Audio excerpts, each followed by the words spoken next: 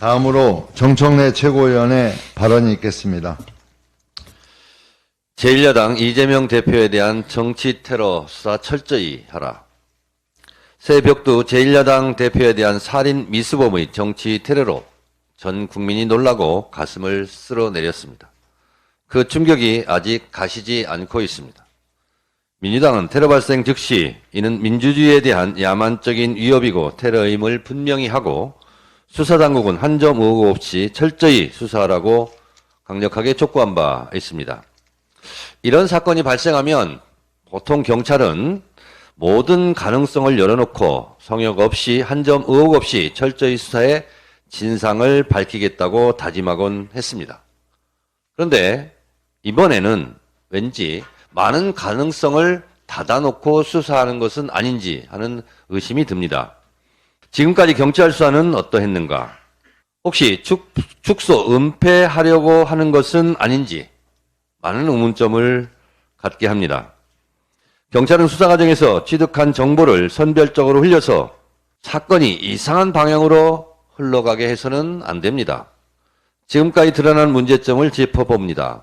우선 선택적 수사와 선입견을 배제해야 합니다. 사건 발생 초기 1cm 열상이란 보도가 어떻게 흘러나왔는지 그 출처가 어디인지 밝히고 책임을 물어야 합니다.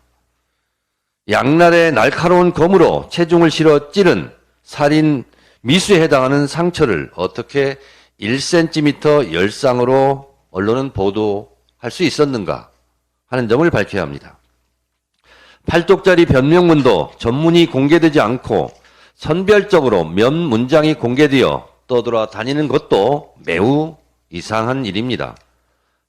그렇다면 아예 전문을 공개해야 합니다. 가장 분노스러운 점은 핸드폰 포렌식, 통화 내역, 컴퓨터 검색, 조회, 계좌, 추적 등도 철저히 하지 않은 상태에서 마치 단독 범행으로 공범은 없는 것처럼 확정적으로 보도된 언론이 있었습니다.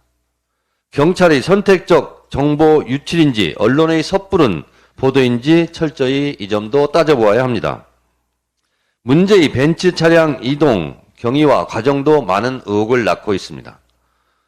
범인의 당적은 공개할 수 없다면서 차량을 태워준 사람이 이재명 지지자라는 점은 왜 또 공개해야 하는지 이 점도 의문이 많이 듭니다.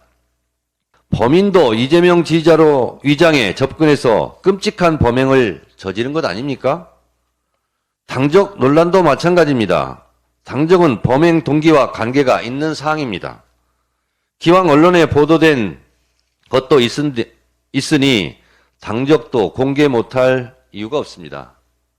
국민의 알 권리 차원에서 8쪽짜리 변명문도 당적도 공개되어야 합니다. 공개 못하는 이유가 궁색합니다.